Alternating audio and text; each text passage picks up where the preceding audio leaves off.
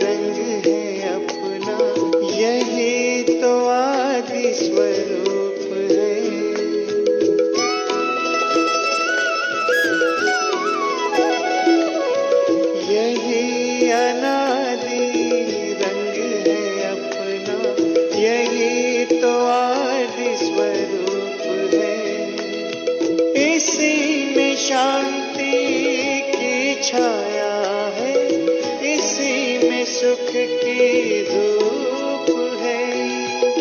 कल्प कल्प के भाग्य भवन की ये आधारशिला,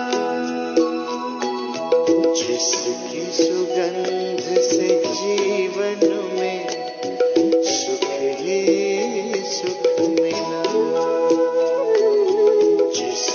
सुगंध से जीवन में सुख ही सुख मिला।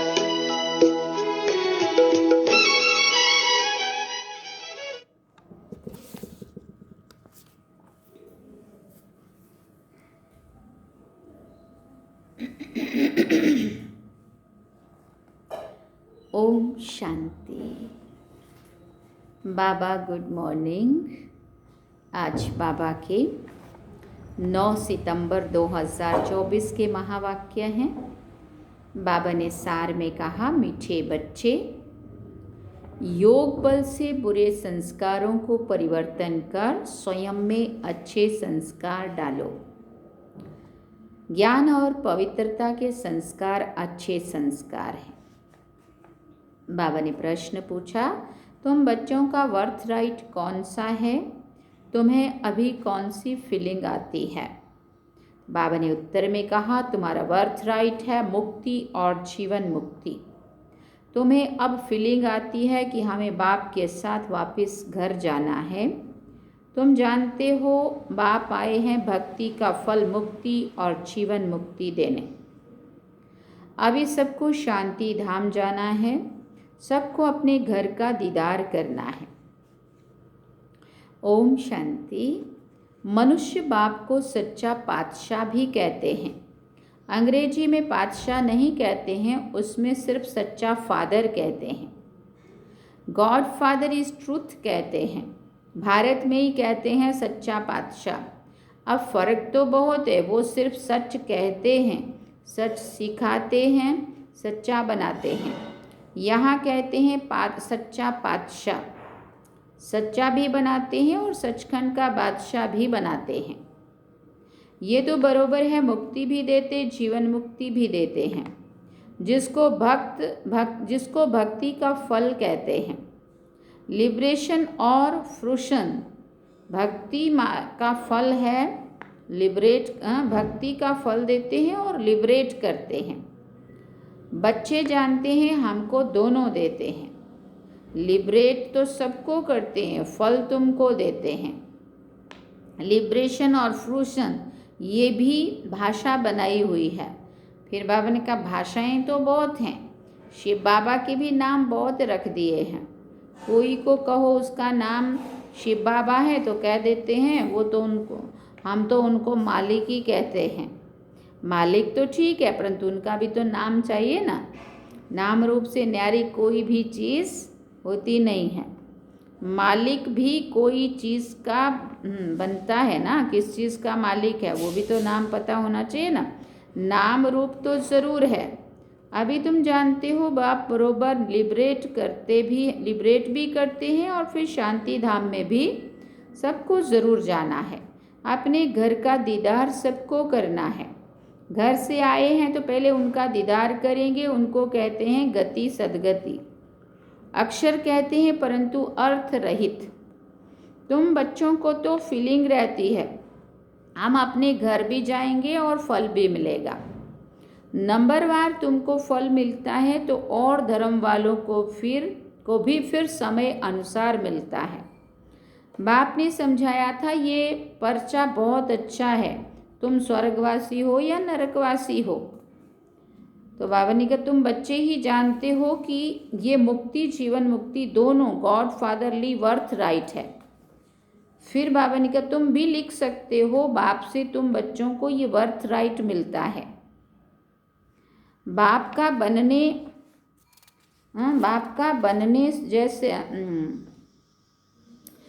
का बनने से दोनों चीज़ें प्राप्त होती हैं। वो है रावण का वर्थ राइट, ये है परमपिता परमात्मा का वर्थ राइट, ये है भगवान का वर्थ राइट और वो है शैतान का वर्थ राइट। ऐसे लिखना चाहिए जो कुछ भी समझ सके, उनको उनमें फ़र्क नज़र आए। अब तुम बच्चों को हेवन स्थापन करना है, कितना काम करना है। अभी तो जैसे बेबीज़ हैं, बच्चे ही हैं बाबा कहते हैं। अभी तो जैसे मनुष्य कलयुग के लिए कहते हैं ना कि अभी तो बच्चा है, बेबी है। बाबा कहते हैं सत्युग की स्थापना में बेबी हैं। अभी तुम बच्चों को वर्षा मिल रहा है और रावण का कोई वर्षा नहीं कहेंगे। गॉड फादर से तो वर्षा मिलता है, वो कोई फादर थोड़ी है। उनको रावण 5 विकारों को उसको रावण माना 5 विकारों को माना तो शैतान कहा जाता है। शैतान का वर्षा क्या मिलता है? 5 विकार मिलते हैं, सो भी ऐसा करते हैं, तमो प्रधान बन जाते हैं।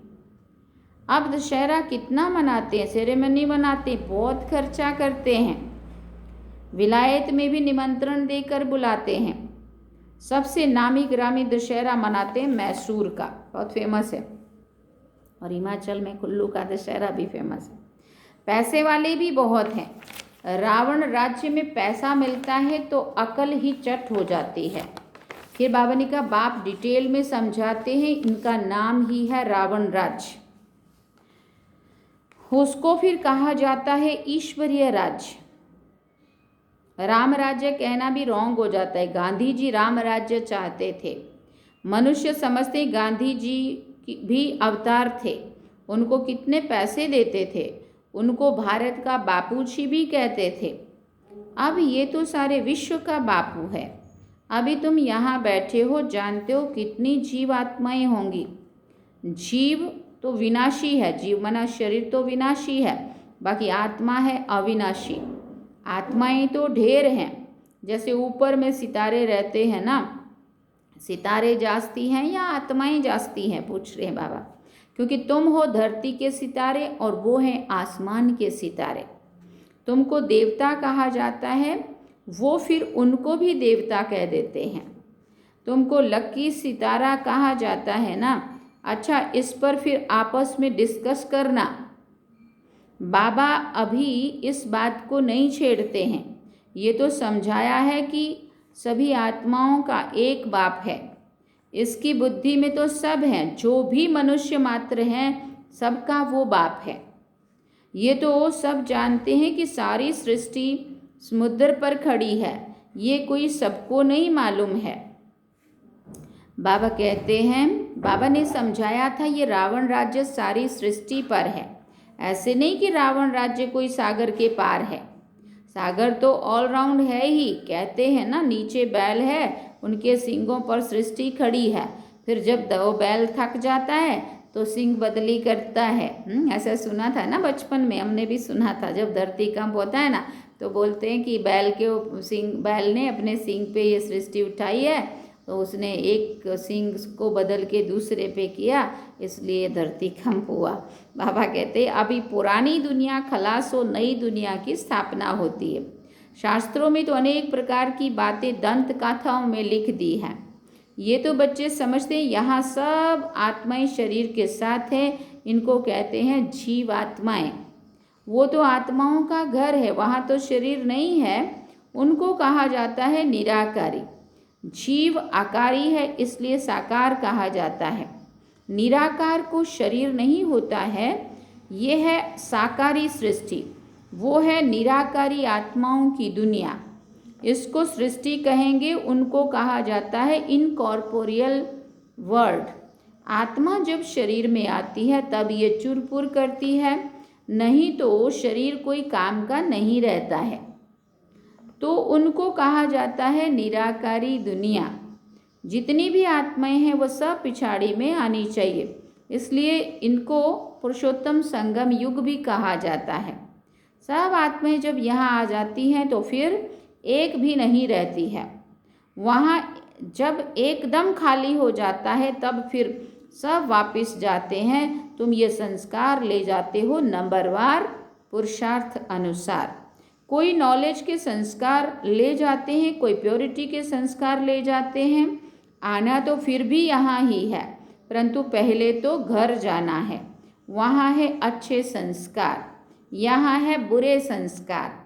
अच्छे संस्कार बदलकर बुरे संस्कार हो जाते हैं, फिर बुरे संस्कार योग बल से अच्छे होते हैं।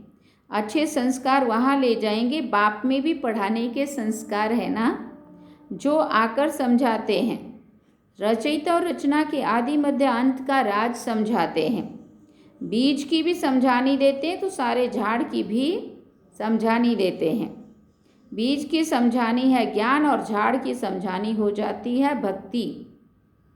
भक्ति में बहुत डिटेल होती है ना, बीज को याद करना तो सहज है, वहाँ ही चले जाना है। तमो प्रधान से सतो प्रधान बनने में थोड़ा ही समय लगता है, फिर सतो प्रधान से तमो प्रधान बनने में 5000 वर्ष लगते हैं एक्यूरेट। ये चक्र बड़ा एक्यूरेट बना हुआ है जो रिपीट होता रहता है, और कोई ये बातें बता ना सके, तुम बता सकते हो। आधा आधा किया जाता है, आधा स्वर्ग आधा नरक, फिर उनका डिटेल भी बताते हैं। स्वर्ग में जन्म कम, आयु बड़ी होती है। नरक में फिर क्या होता है, नरक में जन्म जास्ती और आयु छोटी हो जाती है। वहाँ है योगी और यहाँ है भोगी, इसलिए यहाँ बहुत जन्म होते हैं। इन बातों को दूसरा कोई नहीं जानता है। मनुष्यों को कुछ भी मालूम नहीं है कब देवताएं थे, वो कैसे बने, कितने समझदार बने हैं, ये भी तुम अभी जानते हो।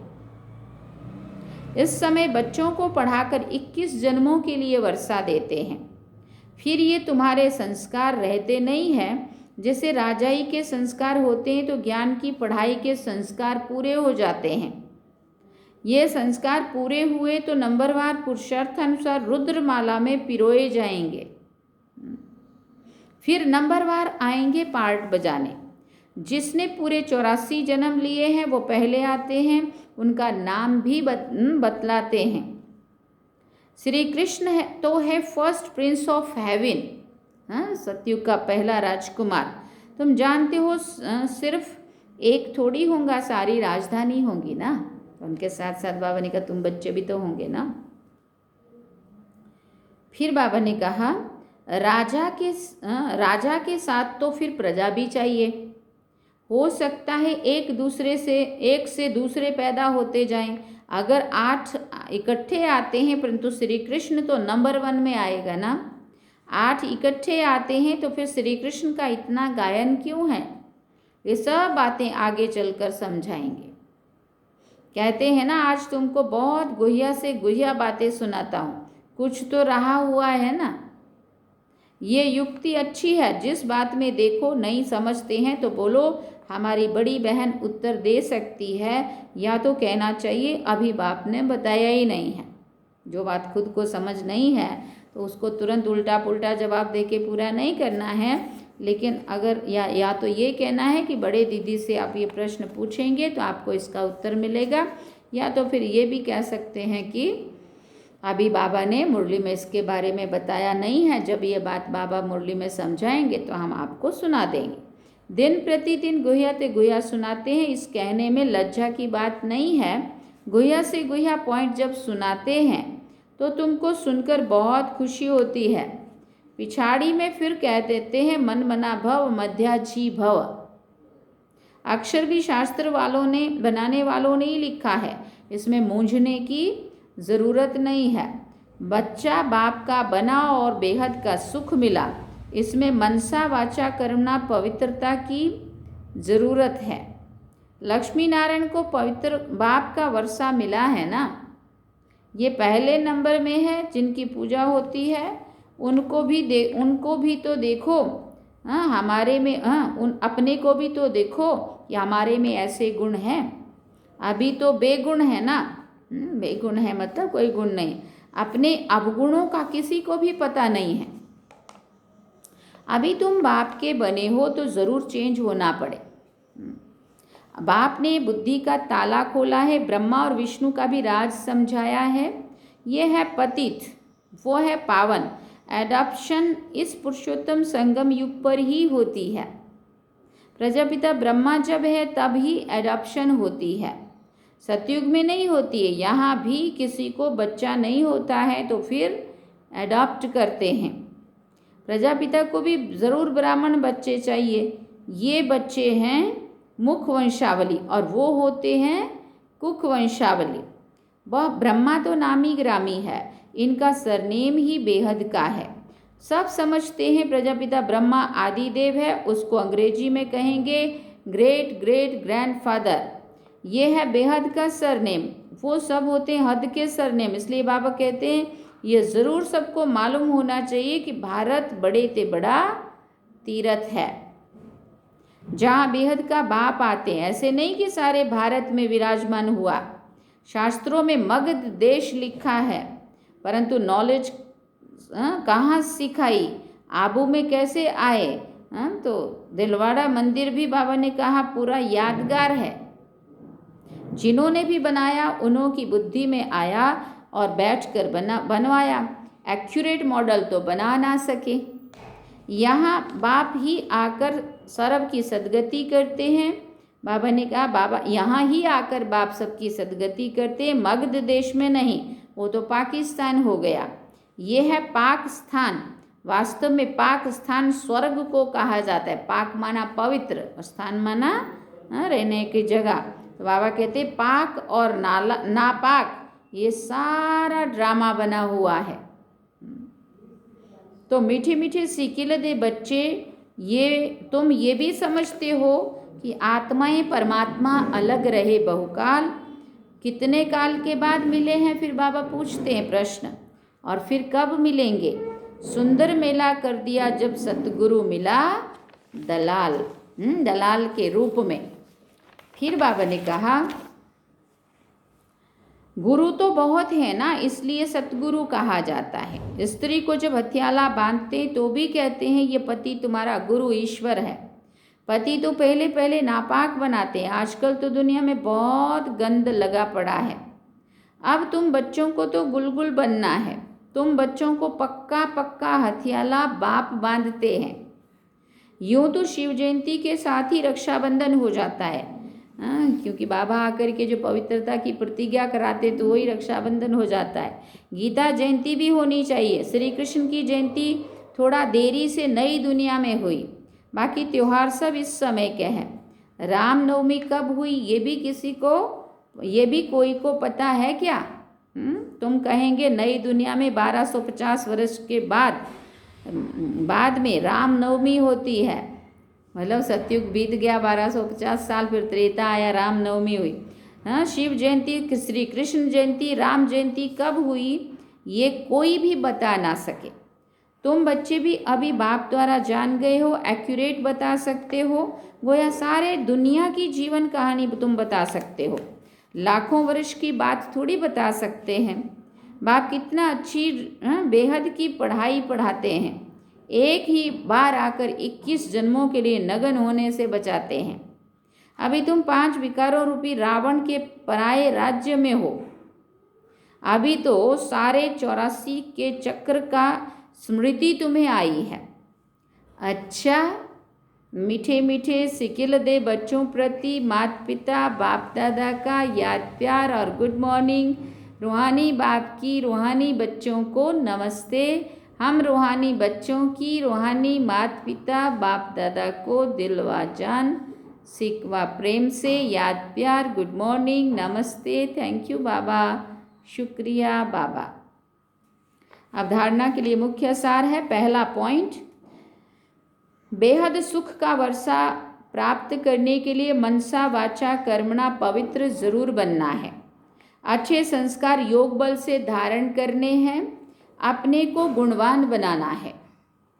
दूसरा पॉइंट, सदा खुशी में रहने के लिए बाप जो रोज रोज गुह्या बातें सुनाते हैं उन्हें सुनना और दूसरों को सुनाना है।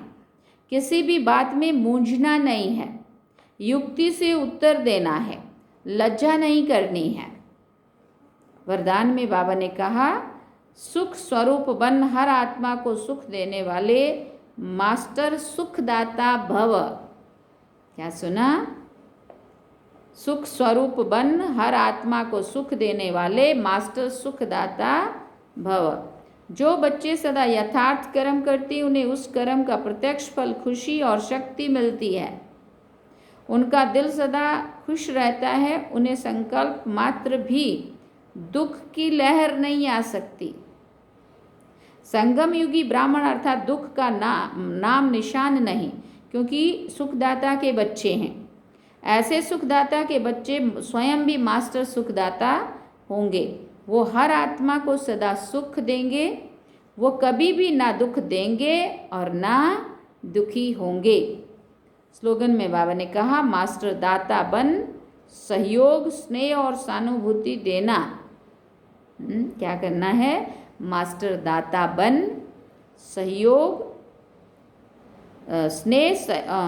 मास्टर दाता बन सहयोग स्नेह और सहानुभूति देना। यही रहम दिल आत्मा की क्या है? निशानी है। अच्छा, ओम शांति। सार में बाबा ने कहा, मीठे बच्चे योग बल से बुरे संस्कारों को परिवर्तन कर स्वयं में अच्छे संस्कार डालो। ज्ञान और पवित्रता के संस्कार अच्छे संस्कार हैं।